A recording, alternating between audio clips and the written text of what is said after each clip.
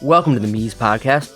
I'm your host, Josh Sharkey, the founder and CEO of Meez, the culinary operating system for food professionals. On the show, I'll be interviewing world-class entrepreneurs in the food space that are shifting the paradigm of how we innovate and operate in our industry. Thanks for listening, and I hope you enjoy the show. Yo, they say art mirrors life with every stroke of the pencil. I'm giving you folks a glimpse into my experiences you could trace like a stencil. My guest today is a friend, an incredible chef, serial entrepreneur, and philanthropist, Tim Ma.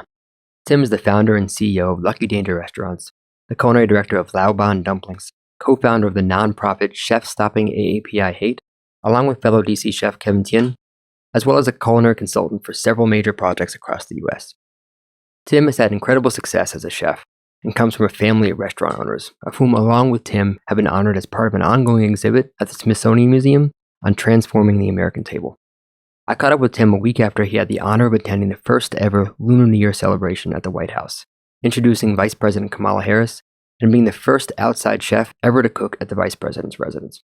We had a wide-ranging conversation about building food businesses, launching CPG products, growing up as an Asian American kid in Arkansas, the trials and tribulations of running a restaurant, and much more. I hope you enjoy.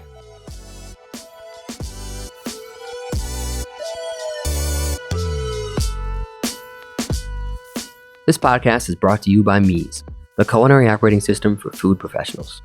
As a chef and restaurant owner for the past 20 years, I was frustrated that the only technology that we had in the kitchen was financial or inventory software. Those are important, but they don't address the actual process of cooking, training, collaboration, and consistent execution. So I decided if it didn't exist, I'd do my best to get it built, so the current and next generation of culinary pros have a digital tool dedicated to their craft. If you're a chef, mixologist, operator, or generally if you manage recipes intended for professional kitchens, Meez is built just for you. Organize, share, prep, and scale your recipes like never before, and get laser-accurate food costs and nutrition analysis faster than you could imagine. Learn more at www.getmeez.com.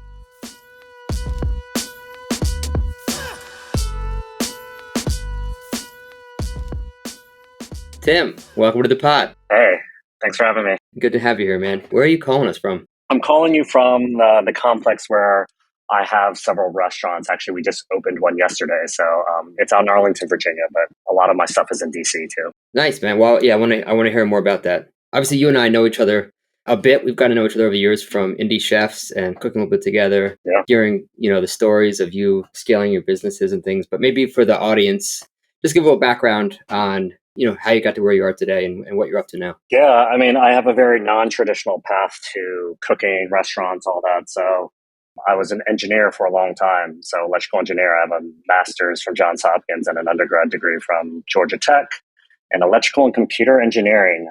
And I took a very non-traditional path to get to culinary school at the age of 30. So I went to French Culinary Institute.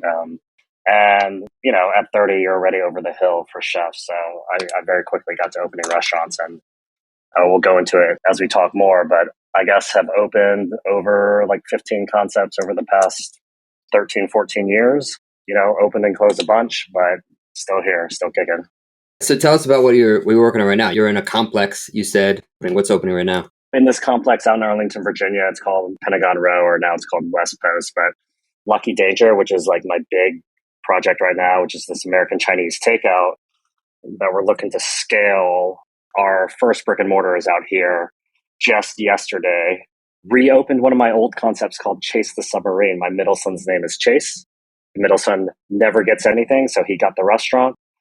And so it was a modern sandwich shop that we opened in Vienna, Virginia, way back in 2015, and then closed, I forgot when, several years later, and decided to reopen it here in 2023. And so just reopened yesterday. Why sandwiches?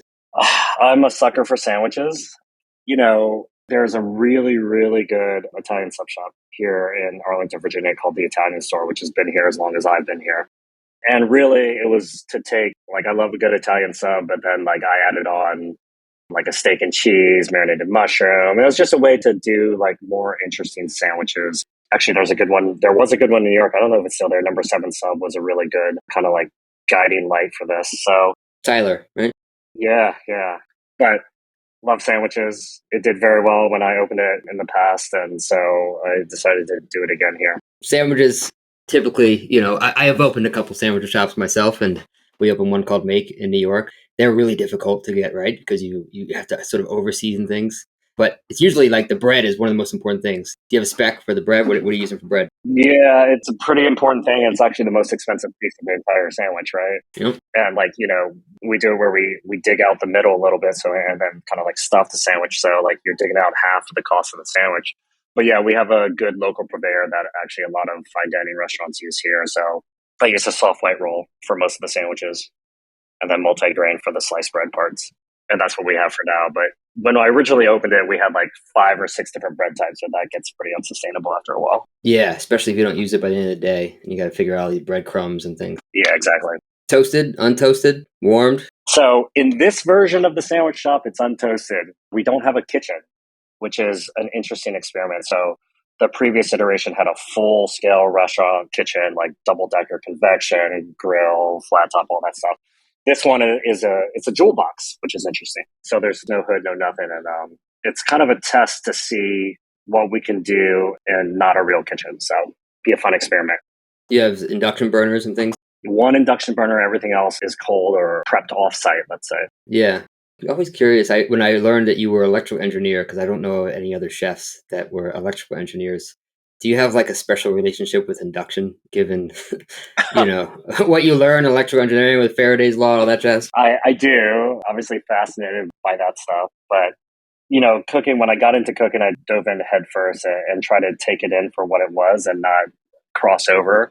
But it's been interesting. Like some of the best supporters of mine are like Georgia Tech and Johns Hopkins. Like recently we got to cook for the vice president and actually got to introduce the vice president as a function of the nonprofit.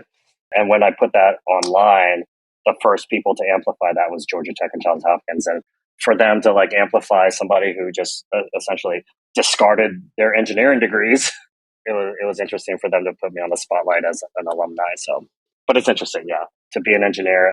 Some of the things are very good in terms of how do you say it, just like robotic some of this stuff is in cooking. But it's also interesting that cooking's like a little bit of an art, which is like the exact opposite of what engineering is.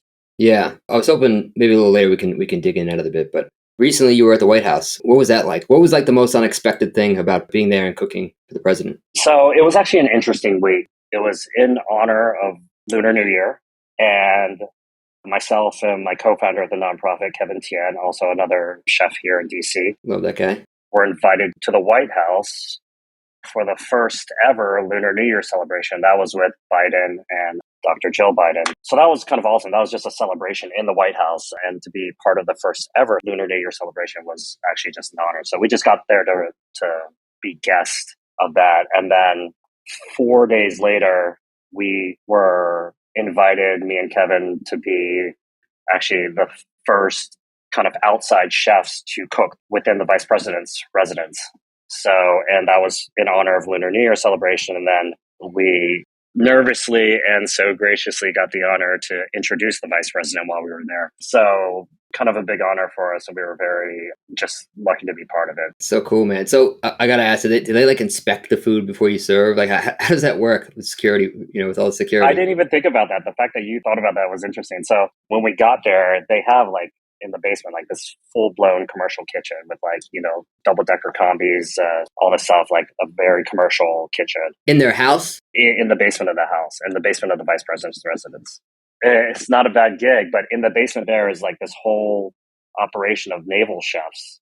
And so the naval chefs had to be on site next to us while we were cooking. Interesting. To inspect what we were doing. And then it was very calculated celebration operation, which was expected, but also unexpected, right? Like when they're like, write a speech to introduce the vice president.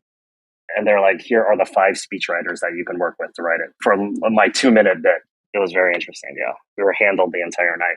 That's awesome, man. Are you going to go back? Did they talk about the next one? There is conversation about us going to cook at the White House next, so we'll see what happens in May. It's amazing, man. Yeah. I bet you didn't think you were going to be there when you were studying about Faraday's law. Yeah, I thought, electrical engineer, and like I went very deep into the DoD as another electrical engineer back in, I graduated in 2000, so around 2001, like it was, very hard to get a security clearance. I actually got one, went pretty far deep in. And I thought that would be my path to meeting the president, not cooking, but hey, I'll take it. Well, I mean, the other thing I found was really cool that I learned about you was apparently your family was honored by the Smithsonian. There's some sort of ongoing exhibit. What's that all about? Yeah, so I guess I speak about being an engineer and then going into cooking and trying to be like there's no relation. But obviously, my family were immigrants that came over from China over the course of like the 60s and 70s. And then like most immigrants, they come here and the thing that they know how to do is cook. So my uncles, my parents, all opened restaurants at some period of time, all in the 70s and 80s. And my uncle's restaurant, which was in Yorktown Heights, New York, in the suburbs of New York, or the suburbs. It's like the suburbs of White Plains or something. I live about 15 minutes from where your uncle's restaurant in Yorktown was.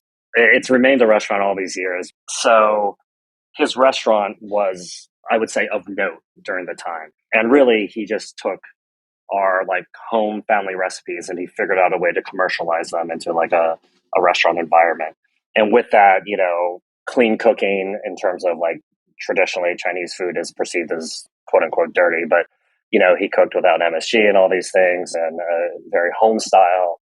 So the restaurant became notable, and I'd like to think that he played a role in how Chinese food became what it is in America. And so over time, his restaurant was very notable. He collected all these heirlooms, and then somewhere around 2014 or 15, he started to distribute these heirlooms from the restaurants to family members. And I received some, and I put some of them up in my first restaurant in DC, and Smithsonian curators noticed it and asked if it was authentic and kind of the history. And as I started to tell them about the history, they're like, okay, like started to do research on my uncle. And over the course of, I think it was 3 years, with many, many visits to a lot of my family's houses and inspecting all the heirlooms, we had an exhibit open in 2019 in the Smithsonian American History Museum that had our family heirlooms. And, there's a tiny, tiny picture of me and my uncle and kind of the history of what he played in restaurants and Chinese food and like, I guess, my role in restaurants here in DC. And we have a small exhibit there, which is really cool, which is like you walk in, you see Julia Child's Kitchen, a picture of Jose Andres, and then like this very tiny picture of us, which is awesome. So when you say an heirloom, what's like an example? What are these heirlooms? Yeah. So my uncle had this thing called Dine and Learn, which was like the beginning pieces of kind of like tasting menu. And so he would have a group of whatever, 15 guests that could reserve and they'd come to the show kitchen, think of like Benihana or something like that. And he would take people around the regions of China and cook these dishes and teach them about the food in the regions of China.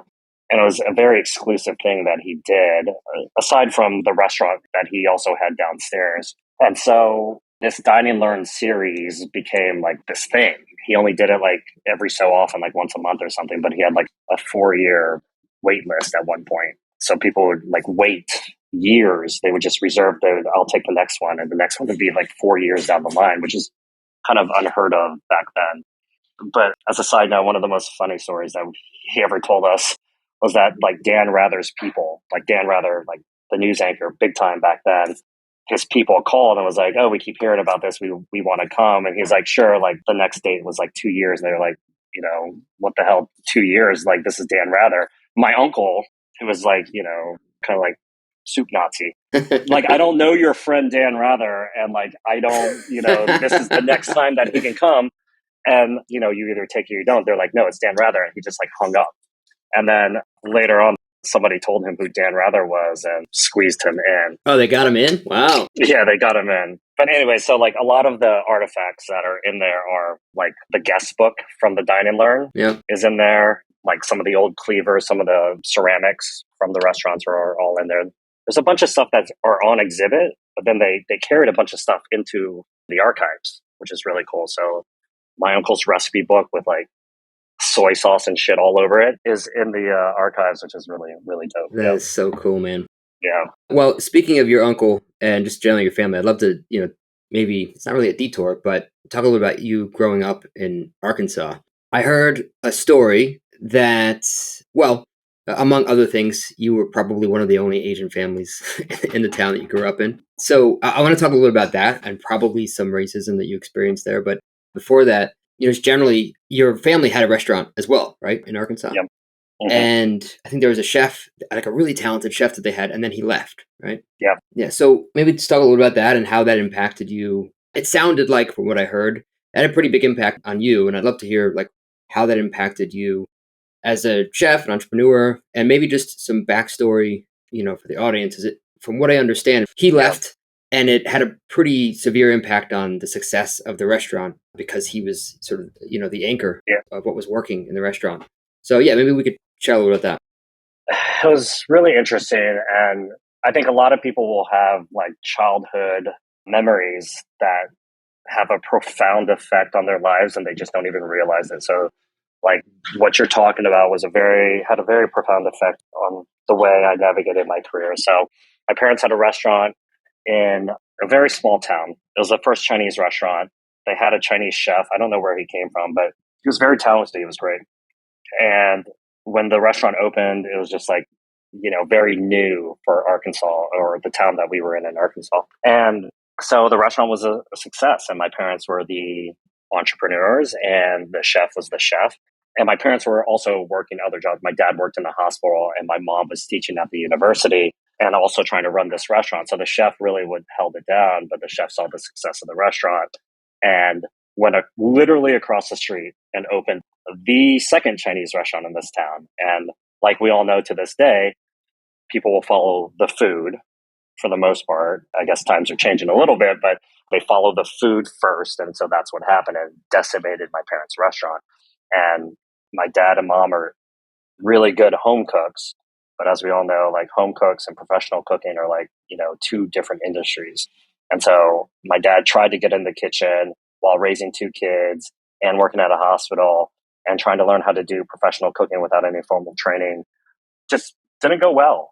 It just, it went downhill very quickly. And my parents' restaurant ended up closing. They sold it to actually another Chinese chef that ran it for 30 years.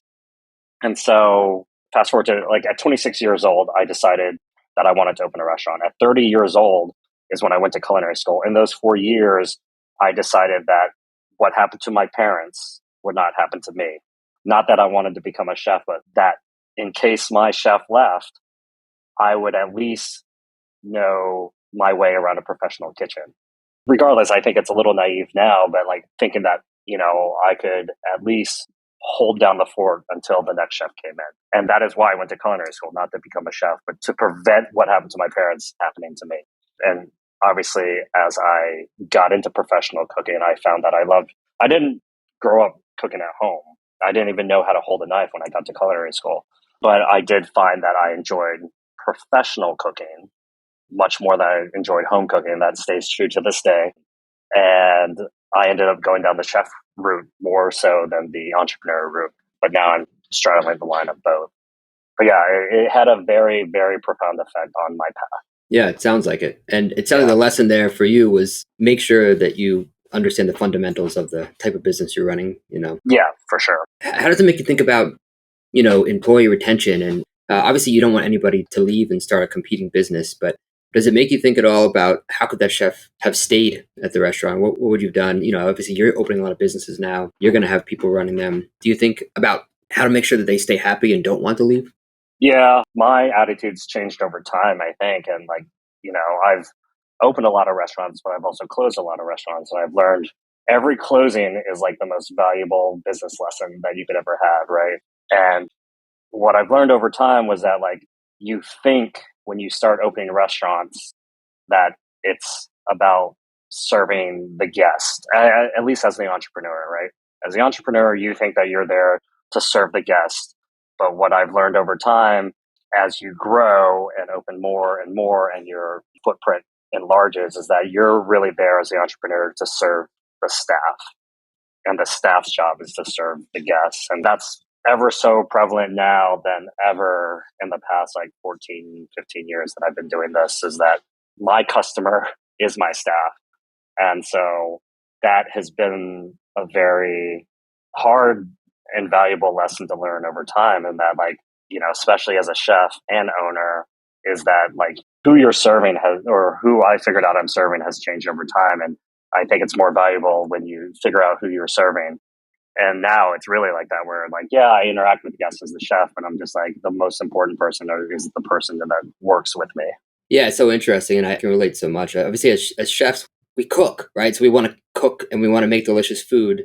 And then you realize, okay, now I'm running a business and I have a team that's going to cook. They need to make delicious food. Yeah. And I'm experiencing it even more and more now running a tech company, where not only am I not writing the code for this, I need to make sure obviously there's a very clear vision. But to your point, we need to make sure that we're mentoring and empowering and inspiring our team. Yeah. And that there's a clear vision that they believe in, that they can go and do. And it is a big paradigm shift when you shift from like the doer to the leader. And a lot of people don't get there. It sounds like you're embracing that, which is awesome. I think the moment that I really learned it was like I had 5 full service upscale dining restaurants spread out across a geographical region of like 20 miles.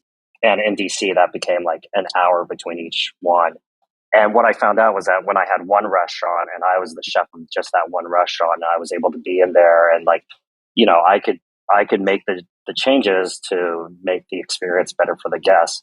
But when I got to 5, I was depending on so many people. Like I didn't have that direct line to the guest anymore because I was just spread out so far, that you really are relying on your staff to convey what experience that you want to have. And if you don't have staff members that like buy into that are inspired, that are motivated by the right things, that like it falls apart very quickly, which it did for me. Yeah. And it's just like a good lesson to learn. And like, it was that moment that I was like, yeah, I messed up. Yep. Yeah. Well, it's important that as long as you're learning, But yeah, man, you have a lot going on. You got Lucky Danger, Laoban, Dumplings, Chefs Stopping AAPI Hate. You're doing all these consultings. You just opened up a sandwich shop. I'm going to read a quote that you said, and I want to kind of like get your thought on it. Okay. You said, professional cooking is consistency, efficiency, cleanliness, and it's all about the process of things. Tim Ma.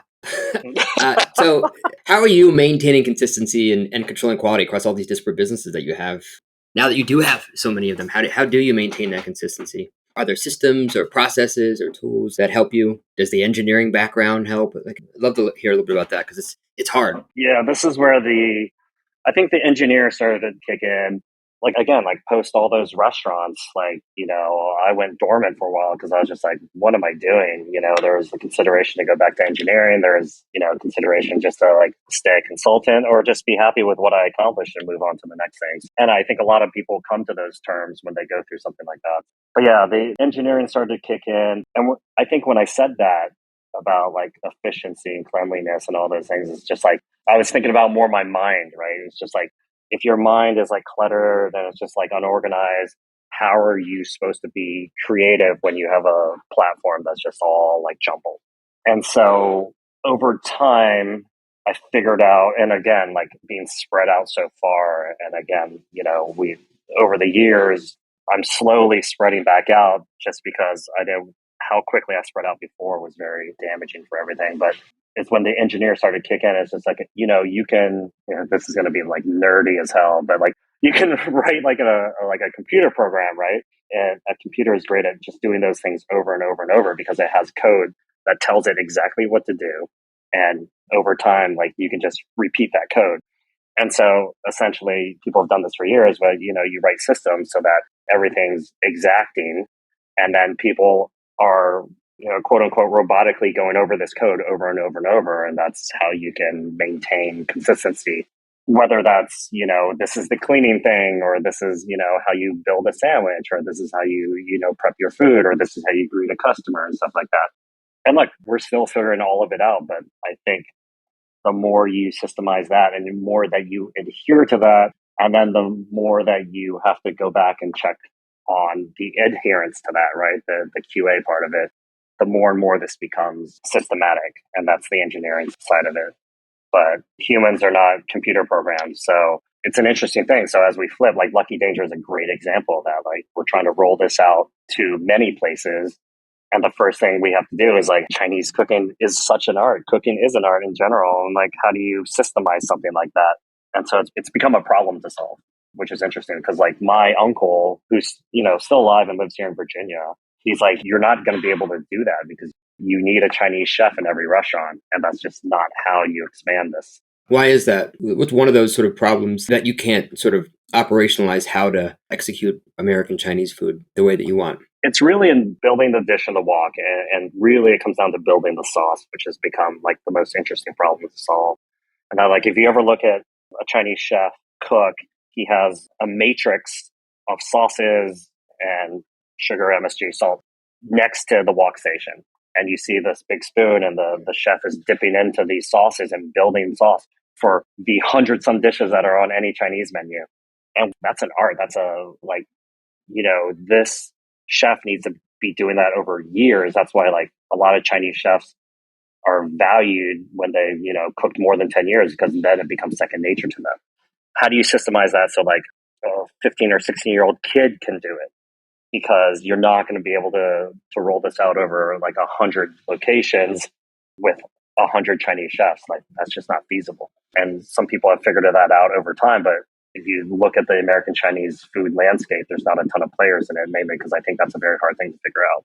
So what are you doing today to sort of codify that or sort of change the way it works? I know using that big spoon is really tough to get the portion control if you're using just the tiniest amount of this type of soy or ginger or whatever. Like what are you doing today to codify what is working or change it so that it can work for the 16-year-old kid? This is where chef and engineer kind of like intersected a little bit. Was okay, like, first off was to get the recipes correct using that big spoon. You're right, like impossible to like measure exactly over time, like over and over and over, and consistency just goes by the wayside when you're trying to do that with a big spoon. So it was to nail down the recipes and then to like extract out this is real nerdy, but like extract out and find out the common denominators in every sauce and then build mother sauces. Like this is the French cooking, right? French cooking has the 5 mother sauces that you build all the other sauces off of. So it was to figure out, what are the common denominators of these sauces and how do I build mother sauces, right? So like General Tso's, sesame, orange are all kind of the same base, and then the aromatics change, or the kind of like quote unquote the thing that flips it, sesame, orange juice, spice are the things that just make those sauces different, but the base of it's the same.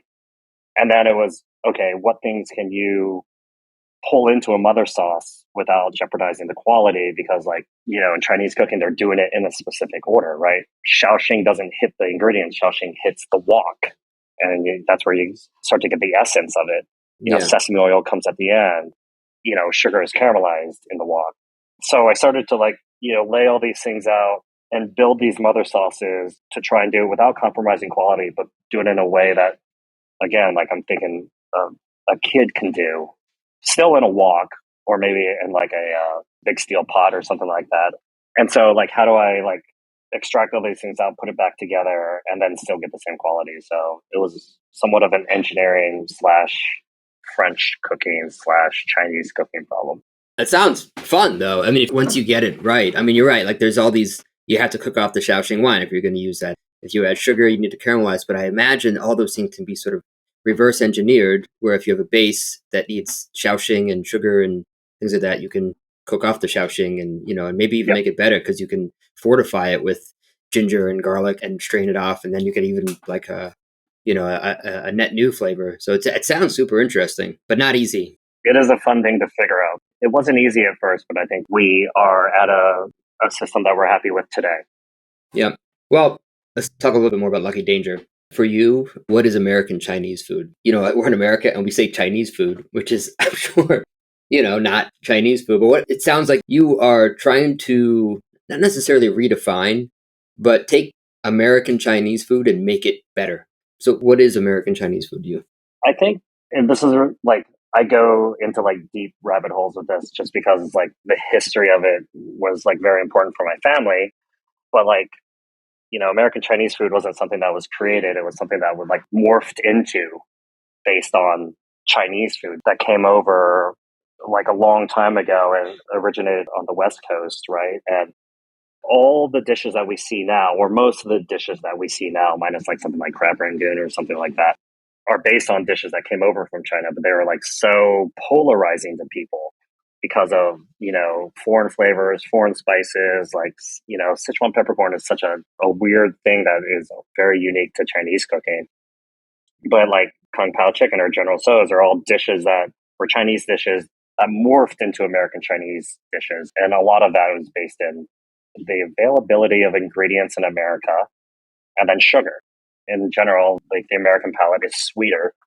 And so to me, American Chinese food is the Americanization of Chinese dishes. And so when we started to look at the landscape of what Chinese food was in America, you have these two separate sides. And it's kind of like when you walk into a Chinese restaurant, you have two different menus, right?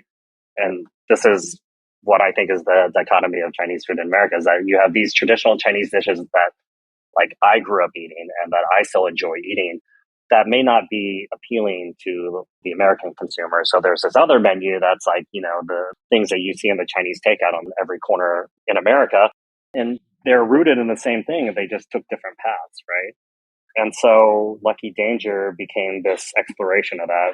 And so we kind of took the two sides of the menu and tried to put them together. And I think this is something that will happen over time. There are a number of Chinese American chefs around the country that are exploring this. Was like, what is the next Kung Pao chicken, right? Like, let's take the dishes that we grew up eating and see how we can, quote unquote, like Americanize them or put them closer to like a normalized line of what people eat in America. And it's interesting because, some of those flavors will take time for people to get used to, like sour cabbage, like Sichuan peppercorn. So Lucky Danger is trying to ride that line a little bit to see where it can go or introduce the next set of dishes. And I just think we're at an inflection point for that. What is it for you? Do you have something in mind or it's something that you're working on that could move that line? There was a Chinese dish where it was, flounder with sour cabbage and chili, which was like just kind of like my go-to that I still order maybe like once a week from, quote unquote, the real Chinese restaurant here in town. But so that was kind of like the jump off point for me because I was like, I don't think you could put this on a Panda Express menu, right? But like, how do you get to that? And so it's a dish that we have tried to figure out how to put it into regular rotation, but it's, even when I do have it on, it's still the lowest seller, but that doesn't mean that's a bad thing, right? It's just another problem to solve. So how do you make it better? The version that I get is actually very inconsistent as well. And so it's like sometimes it's like super sweet, sometimes it's very sour. I think we try to figure out, just like any dish in French cooking, you're trying to balance the 5 different flavors that we can taste, right? So it's like, how do we pull different levers on that dish to get it to a point where people just order more? And it's just a hard thing to do because you're relying on feedback, you're relying on sales as a measuring of is it working or not. And it's really just a lot of trial and error over time. And I think we have some runway to figure that out. Yeah. Well, I'm always curious how not just chefs, but anybody really that's innovating thinks about iteration and, when something feels done. Like, how do you iterate on a dish and how do you collect feedback and when does something feel, done for you? Yeah. I mean, I guess the standard answer for that is like these things are never done. But I like to think that we can get it to a point where it's never going to compete. Like General Tso's chicken is going to be 50% of all Chinese food sales in America for some time to come. But it's like, I guess it's really just setting a benchmark and being like, okay, like flounder with sour cabbage has gone from 0.1 to 0.2% of sales. Or, you measure, like we have all different kinds of metrics now to go off of. The number of thumbs up that you get in Uber Eats when people order it. All these little things I think that are ways to measure. I just don't know how to say something's done, right? Do you have sort of a process that you use for how you're sort of iterating? So like you put something on the menu or maybe you don't put it on the menu, but you start to tweak it and you're tasting it. Is that a short process? Is it long? Are you just trying to get it out there as quickly as you can to get feedback? I think all of that is the right answer. So we do monitor feedback just like meticulously, right? So it's always like, it's a weekly thing where we print all the reviews that come out about Lucky Danger over every platform. We actually have an aggregator that does that for us. But then also like we'll go like what I just said, we go on Uber Eats and just look at all the thumbs up and thumbs down on every dish. and then you monitor sales according to your menu mix. So those are like kind of the three big things. But then we have this like subscription program within Lucky Danger that it's just a monthly subscription. And in that is our playground. So we'll put out dishes that, again, some of them are really, really Chinese. Like, for example, I put out like a cucumber agar salad, which some people got it and were like, this is delicious. Some people got it and was like, what is this plastic in there? I was like, that's actually the agar. Sorry, that's just something that we eat. And so the direct feedback helps, but also like even with the subscription services, we can see, how many people subscribe and how many people unsubscribe, right? Based on the week to week or the Yeah. month to month meal that we send out. So That's so interesting. So you subscribe, and then every week you get different sort of new dishes from Lucky Danger? yeah, every month you get a new package. And within that package, some things are just like, okay, these are the things that we want you to try. And these are the things that like are like the greatest hits type of things. Yeah. It's a fun thing that we do. And it's a very small subset of the business that we do, but it's important. Yeah. So maybe a silly question, but what are you using to power that subscription for people to, pay on a recurring basis? Table 22. Gotcha. And you mentioned an aggregator that you use to get all those reviews. What was the aggregator? We use Bird Eye. Gotcha. You've started all these disparate businesses, right? That definitely feel somewhat similar. And of course, it's the surface level. Like you have a Chinese American background, so there's that thread there. But on top of that, I feel like there's another common thread of why you've launched these businesses because, something I'm also really fascinated about is the idea of executing on ideas because we all have ideas, but very few people actually manifest them into reality, into businesses. And you've done that many times over. And, we've talked about your background growing up in Arkansas. We talked about the racism you experienced a little bit. I know, there's things like bricks being thrown through your windows that I'm sure sort of sparked some sort of catalyst for Chefs Stopping AAPI Hate, things like that. But is there any sort of common thread that is one of the drivers behind why you keep building all of these businesses? Because it's not easy and you could easily just like pick two, but you keep going. Yeah, it's like a Dr. Jekyll and Mr. Hyde type of thing where it's like, there's a bad side of me where it's just like, I'm excited by new things, right? So creating something new and concept and business development are very, very fun for me, right? Like I enjoy that. And so I think that's where you see all these concepts come out of. It's just like, okay, the next one. There's this other side of me that does love the quote before, like the consistency of just doing things over and over and over. You do reach a bandwidth problem at some point. And so like sometimes I sit in one of my whatever holes, businesses, whatever you want to call it, or ideas. And I just like to iterate those things. Like the sauce thing with Lucky Danger, right? It's just I sat there and I did that for weeks, right? Where I was just like, okay, how do we get to this point? Or there will be times where like, when I did the Hotel Eden, it was just like, okay, every day was creating a new concept because there were 7 food and beverage concepts within that hotel. And so it's really just all about, scratching the right itches at the right time. And so I think I've figured out some balance of that. There's never balance, but I think that explains a little bit about what goes on in my head and how I get some of this stuff done. And then again, I've started to figure out now is like, I am servicing the staff that is executing these on the ground level and interfacing with the guests. So now it's about doing what we're building, handing it off in a responsible manner and having them execute it. And then for me, then it's just my iterations are checking in on the adherence to that system. And opening restaurants and the food business is a little bit, like an art. There's no formula for it, but there are guidelines that are very similar for each business. And so kind of like now that we have a jump off point, it's much easier to get these things off the ground. Yeah. Well, you also have CPG and some nonprofits. And I'm a huge fan of the book War of Art by Stephen Pressfield. I don't know if you've ever read it, but I've never read it, but I know. I'll send you a copy. I love it. It's basically, just getting through that sort of threshold of, yep, you have an idea or you have something you want to do, but sort of getting past that to actually doing and continuing to do. You do that often. And I'm just curious, why do you keep doing this? It's funny. I just have conversations and I try and help as many people who are like trying to get started as I can.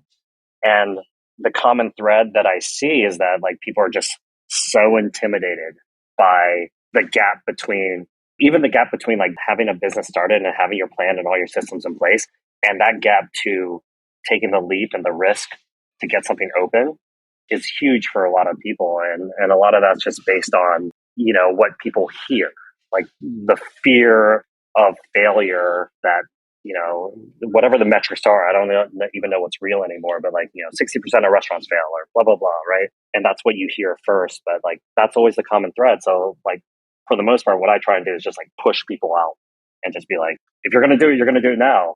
Because when you get to my age, that energy's not there anymore. And, that's what we did. I literally, it was very naive, but I was just I bought my first restaurant off Craigslist on a credit card. I signed my life away. I had no idea how to receive an order, but it didn't really matter. And there's something to say that you almost have to have no shame either, right? People were looking at me and just making fun of me. I had people come to the front door of the restaurant being like, you have no idea what you're doing. And I was like, you're absolutely right. No idea. But some people would be shamed by that. But I was just like, you're right, but it doesn't mean that I'm going to fail. I obviously had some failures, but it doesn't stop me. So I typically just push people responsibly, right? Don't risk your livelihood like I did. But there's something to say. It's just you just have to dig in and do it and not be ashamed if you fail, because you're going to. And if you don't, then you're not pushing yourself hard enough. Yeah. There's nothing that makes you more humble than starting, your first business or your second or your third. Yeah. For sure. It's all still very humbling. We opened yesterday and I'm still scared out of my mind. You're always fearful that you're going to fail. So maybe we'll sort of diverge for a minute from the restaurants and talk about Laoban. You rolled out in Whole Foods. Congrats, by the way. That's awesome. Thank you. CPG is funny. It's one of those very nebulous things. I get questions all the time from chefs how do you get started? Where do you find a co-packer? There's so much to learn, and it's such a process of, from, production all the way through distribution and finding retailers and the pricing model. I'm curious, before we get into what is Laoban, what do you know today about the CPG world that you wish you knew when you first started working on it? I think the thing that I take away from it every day is that now I know why food is so expensive, right? Food is expensive, from what gets produced or what gets grown to what gets produced to what you buy. The reason it's so expensive is just the way that, CPG works. Some of it necessary, some of it that I may not understand. So when you don't understand something, you're just that's unnecessary.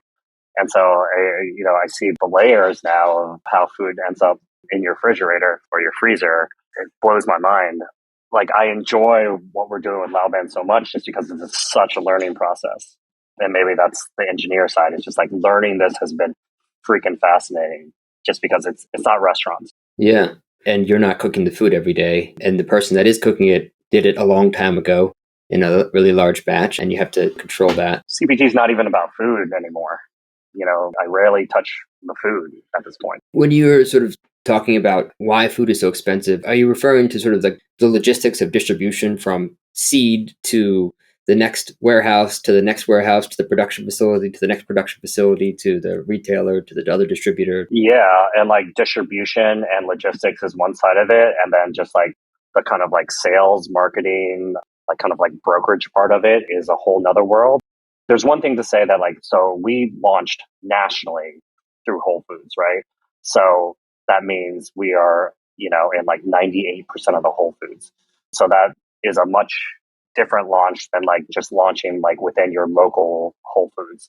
And so just to get to that was just, it wasn't just going to the store and being to the general manager and being oh, do you have a local program? Can I get into it? It was, going down to Austin and coordinating a nationwide launch. What was the hardest or most surprising thing about that process of getting into Whole Foods nationally? I'm not really sure. I think one thing that surprised me is how small Whole Foods operates which is interesting to me. Even though it's big, 500 some stores, that's a lot of grocery stores. They're, I guess, the biggest natural grocer. But, they still operate like a small company in some respects, I guess. And then even my local Whole Foods, I didn't realize how small the frozen section is. So how competitive it is to get onto shelf.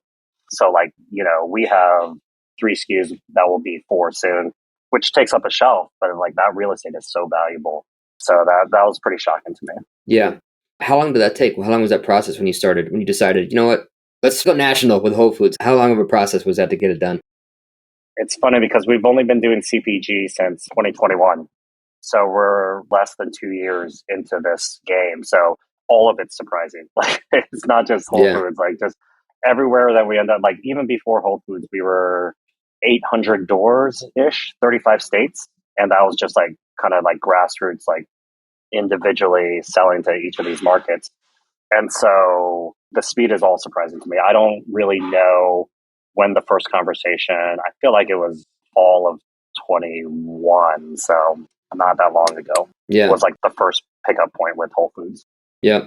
So let's say I'm a restaurant group, or maybe we make our own samjang, or we make our own, pasta, and we want to sell it to Whole Foods. What advice would you give? Our path is very scientific. So like we don't even call them recipes, they're formulas, right? So we dialed these formulas in. We had our own tiny production facility, which we still operate to this day, just because like we have to supplement. Our co-packer can't even produce enough right now. So it was really dialing in that formula so exact, and then taking that formula and you give it to somebody else, and then you have to work with that person, that co-packer, to dial that formula in, because what they use and what they do is going to be different. Because again, like, even the switch in the product of what they use, like the pork that we use, was a shift. So we spent, to this day, we still go up there like every 2 weeks to New York. We produce in New York.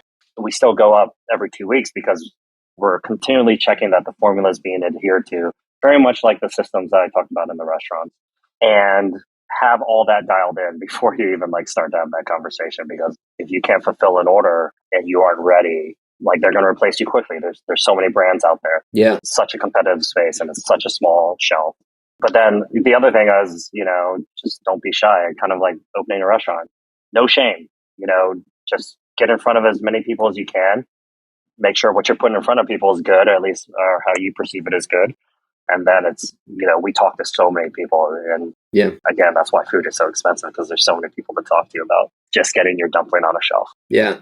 It's so ironic. I get asked so often from, chefs or restaurant owners, like, how to scale their business from one restaurant to 2 to 3. And I've scaled, a lot in my day. And this is a bit of a shameless plug for my company, meez, just because it's a big reason of why we built it. But problems scale. And so you say formula, and I think there's definitely an underestimation of the importance of really dialing in a recipe if you're going to scale it. Because if 1 out of 10 times it's too sweet, or it's too salty, or it burns because the oven, the water pressure in your combi is XYZ, all those things matter. And if you scale before you figure that out, it's going to compound those problems. And it seems like there's a really nice correlation, or it's analogous to CPG. If you have something that you make sure that that thing can be made the same way every single time. Because I'm sure Whole Foods probably is not going to be super stoked about a product that tastes different, 1 week from the next. Yeah, I think that's a very, very solid point, because we've seen when a problem has scaled. And going back, when you start to talk about big business like Whole Foods or something like that, forgiveness isn't easy.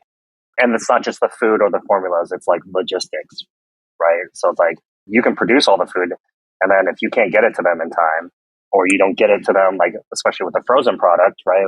Like if it's not frozen when it gets there, when you do it at a clip of 1 million dumplings at a time, that's not a cheap problem to solve or an easy problem to solve.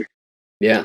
Well, we're coming up on time soon, so Yeah. I'm going to jump around a little bit because there's a couple questions I want to make sure we ask. Just real quick, just so everybody's aware, can we talk a little bit about Chefs Stopping AAPI Hate? Mainly, why did you start it and what's the goal? A nonprofit started in 2021 with me and Kevin Tien, and it was in response to the anti-Asian incidents and rhetoric that was happening at the time. That was very alarming, and it affected like the Asian American community as a whole greatly. And we saw that there were a lot of people trying to do a lot of things to combat it. And so one of the things that we wanted to do was help. And we tried to help through food. And it's something that I think we figured out in using our skill set as chefs and as entrepreneurs, to be honest, to affect change through food. And a lot of that became kind of the business that we're in, is using food to make money. So why not use food to raise money? And so we did that and just began donating to those on the front lines of fighting anti-Asian hate. And that could be in legislation, that could just be in support for victims. And that's how the nonprofit started and started to steamroll. And where's it at today? Yeah, so I mean, this started in 2021, and it was just like again, middle of the pandemic. It became a takeout dinner series that we started in DC. And at first, it was just 5 chefs, one dinner, and then me and Kevin were like, "Well, let's make it bigger." So overnight, it became 45 DC chefs and 9 dinners. And then we were like, okay, let's go bigger. So it became over 100 chefs and 4 cities, New York, Detroit, and San Francisco. And then it went from just like one dinner per city to like, every city was doing 4 weeks of these to-go dinners. And it ended up raising, I guess, like over $150,000. And we just started donating, right? We took the money and the proceeds. For one, we reimbursed the chefs and restaurants. So that gave them a way to keep their business going. And then we took the rest of the money and donated to these anti-Asian hate nonprofits because they were in need, and, funding is such a hard thing. And we continue to do that, not just for the Asian American community, but in response to like our allies. So when the Ukraine war started, Jose and World Central Kitchen went on the front lines in Ukraine to feed the refugees. They actually reached out to us and they're like, hey, this is going on. How can we partner? And like, we're like, simple. We'll collect a bunch of chefs in DC and we're going to do one huge dinner, which we did. And that dinner ended up raising close to $250,000 in one night that was donated to Jose's nonprofit. It's very expensive to feed that many people. Even though it's an anti-Asian hate nonprofit, we want to make sure that we're supporting our allies because, when we needed the help, our allies were there to support us. Are there any events coming up? We literally just had one. So when the shootings happened in Monterey Park, we mobilized quickly. So initially we had a dinner already planned to support Grace Young of the James Beard Foundation for their Support Chinatowns initiative. So we had this dinner planned around Lunar New Year. And then those shootings happened right before Lunar New Year. And immediately Grace calls us and was like, I appreciate the support. Pivot and donate this money to the victims' family. Yeah. And so we quickly pivoted the dinner and donated that money, some of it to help DC's Chinatown, and then the rest of it to help the families of the victims in Monterey Park. I guess our specialty has been really being able to quickly mobilize when something like this happens so that, as time goes on, you become less effective. So we mobilize so quickly to raise money. And that's just kind of been our specialty and hopefully has created the most impact. Yeah, that's awesome, man. I'm going to guess there's going to be a bunch of chefs and restaurant owners that are listening here. What can chefs and restaurant owners do right now to help or to get involved with Chefs Stopping AAPI Hate? Really, it's just connecting. Like if there's something that we can help with or there's something that's like important in your community, like we're here to support just because we have a little bit of infrastructure because we've done this. Or, we can provide the model, provide connections. Really, when we announce that we're doing anything, we typically get just like, sponsorship money helps so much. And so a lot of the time the sponsors will come in and just be like, how can we help? And like some of it's based on what kind of infrastructure they can help us with, or sometimes it's just like, just hard cash because that's what people need sometimes. Yeah. We'll put something in the show notes for sure. One of the things is that like, I do think when your community is affected and you are a leader in that community, sometimes chefs are now, unfortunately, looked upon as leaders. Like there is almost a responsibility to step up when something happens in your community like that. And your community can be whatever. It could be the one block that you're on where your restaurant is, or, your community as Asian American throughout the United States. Whatever it is, I do like always implore people to accept that responsibility that you get with the success on where you're at. Yeah. And so hopefully that inspires people. I love it, man. Couldn't agree more. Well, wrapping up here, a few more fun questions. So I like to ask this. I think I ask myself this all the time, but I also ask any of my other sort of like, friends that are also entrepreneurs or just creators. If money and time was not a constraint, you didn't have to worry about how much time it would take to create the thing or the product or the business, and money was not an object, what would you build today? And that could be something that you do, as part of something that's already existing in one of your businesses or something net new. But, creativity, innovation always is bounded by time and money. If we were outside that box, what would you do today? I think my answer changes every period, whatever it is, that period being a year, a decade, a career. But I think that's something that's been like a common thread has always been to like help people in the area that you're in right now. So like, now that I'm much older, right? Like I've spanned like two careers at this point and like over a decade in each career, I'd want to have whatever it is to help people like take that leap that we talked about earlier. I enjoy watching people like do well and succeed, or at least chase their dream because that's what I did, right? And to this day, like my parents will sometimes make me feel bad about it, but like, you know, chasing the dream is something that I hope everybody gets to do at some point. And like, I know that some people don't have the means to do so, but like, I think that was something that would be of interest to me is providing a platform for people to be able to chase their dream, whatever that is, but specifically in the industry within the expertise that I've gained or experienced or learned from failures. I'd want to do that. And, you see that in certain organizations today. And I think that would be something interesting to me if I had those means. Well, if we just look at pattern recognition, I have a pretty good sense that you're probably going to do that at some point anyways. Who's the biggest influence in your life? Again, I think that changes over a period of time. Well, I guess piggybacking off the question that we just had, like Grace Young has been a guiding light and inspiration at this point, right?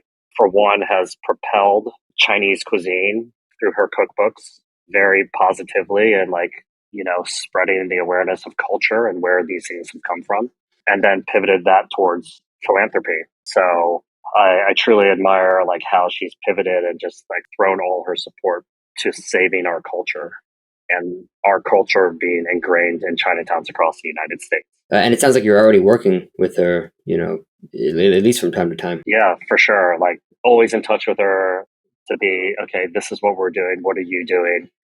How can we partner? How can we support each other? Yeah. I really love that. And I think you asked a question on if I had the means to do it, but I think you could also do it without the means, right? Just in whatever, like we're trying to do it. We spend as much time on the nonprofit as we do in our businesses sometimes. And again, that goes back to that responsibility.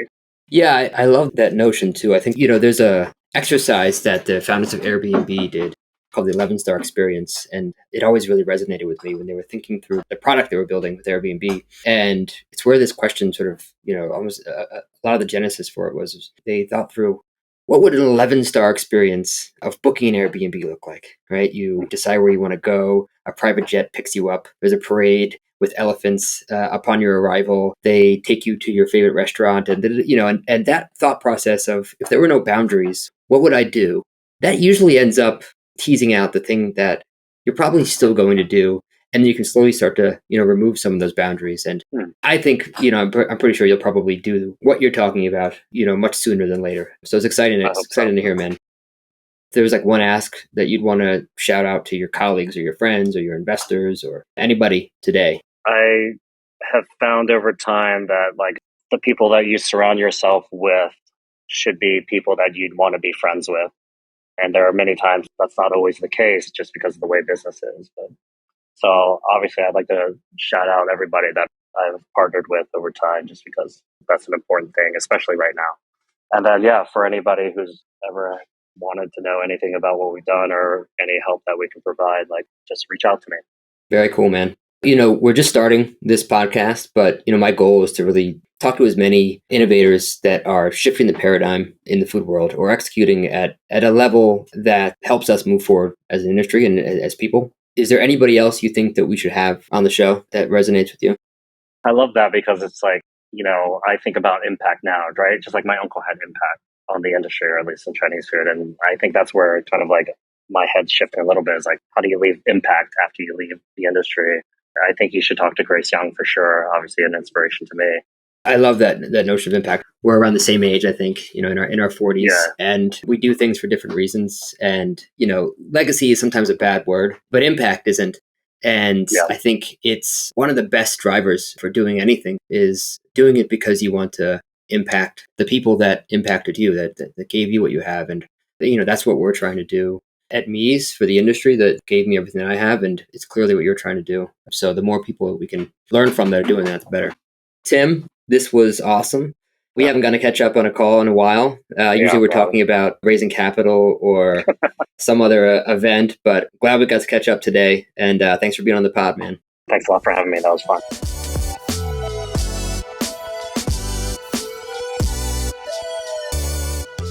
Thanks for tuning into the Meez podcast. The music from the show is a remix of the song Art Mirror by an old friend, hip-hop artist Fresh Daily.